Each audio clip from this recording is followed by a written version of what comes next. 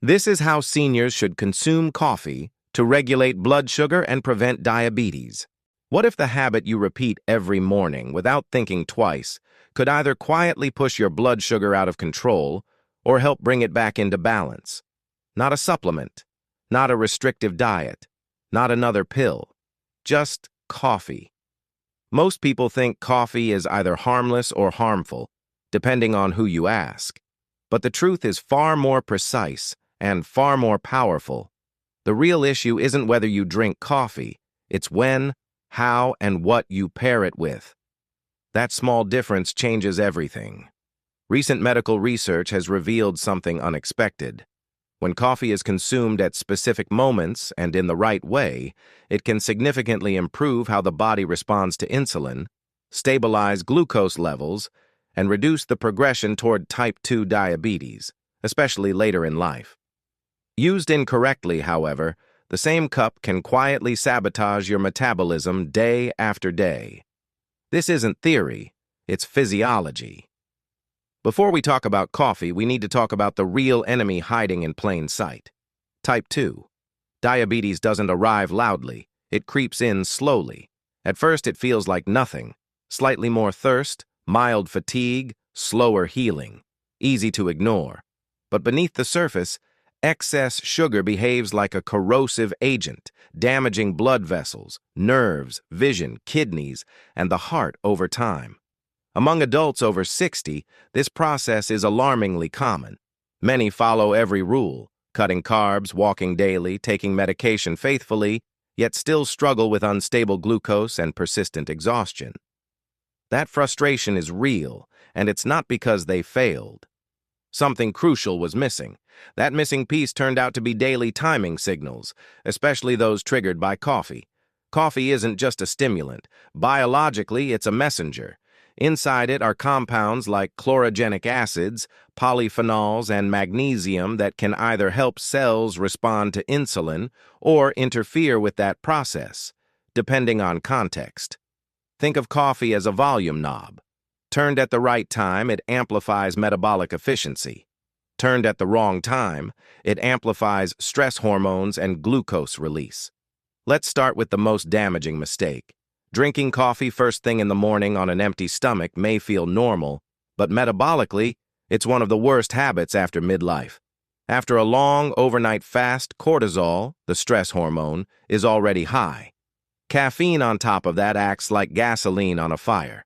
The liver releases emergency glucose, blood sugar spikes without food, and the pancreas responds with an insulin surge. Then comes the crash.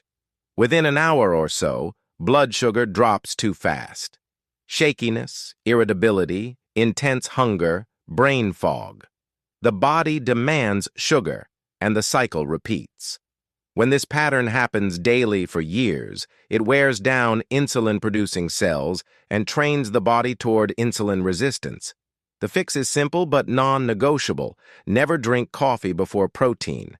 Even a small amount, eggs, yogurt, collagen, whey, cheese, buffers caffeine's stress response, prevents glucose dumping from the liver, and stabilizes energy for hours.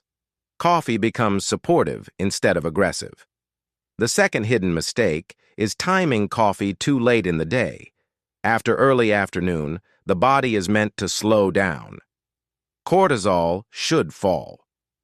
Insulin sensitivity naturally decreases. When caffeine is added late, it disrupts this rhythm, keeping stress hormones elevated into the evening. That alone makes glucose harder to control. But the damage doesn't stop there. Late caffeine also damages sleep quality, even if you fall asleep. Deep and REM sleep suffer, and poor sleep is one of the strongest drivers of insulin resistance. Just a few nights of fragmented sleep can reduce insulin sensitivity dramatically.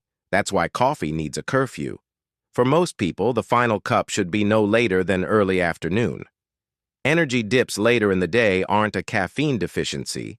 They're signals of dehydration, poor sleep, or unbalanced meals. Now let's talk about sweetness. Adding sugar, honey, syrups, or flavored creamers instantly cancels coffee's metabolic benefits. Even natural sweeteners behave like sugar once inside the body. Artificial sweeteners aren't safer. They disrupt gut bacteria and confuse insulin signaling, often worsening glucose control over time. If it tastes sweet, it works against you. The palate can adapt surprisingly fast. Cinnamon, a pinch of salt, or healthy fats can improve flavor without triggering glucose spikes. Within weeks, sweetened coffee often tastes unpleasant. Quality matters too.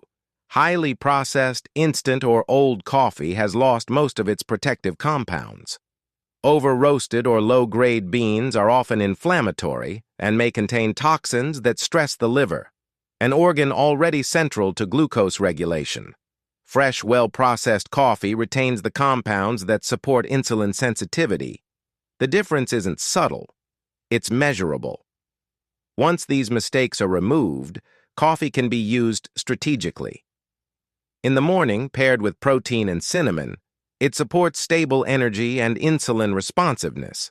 Consumed shortly before a meal, it can slow carbohydrate breakdown and blunt post-meal glucose spikes. After physical activity, it helps muscles absorb glucose efficiently, clearing sugar from the bloodstream and storing it safely. Earlier in the afternoon, combined with calming nutrients like magnesium or theanine, it can support focus without disrupting sleep or glucose the next morning. None of this is extreme. None of it requires deprivation. It's about alignment. When daily habits respect the biology of an aging body, the system responds. Energy steadies. Cravings fade. Numbers improve, not because of force, but because the body is finally receiving the right signals.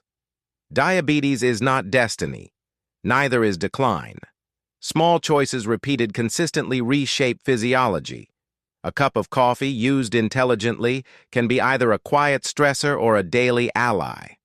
The difference is no longer a mystery, and once you understand it, you can never unsee it, especially the next time you lift that cup. If you found this analysis useful, make sure to subscribe and turn on the notification bell so you don't miss our next update.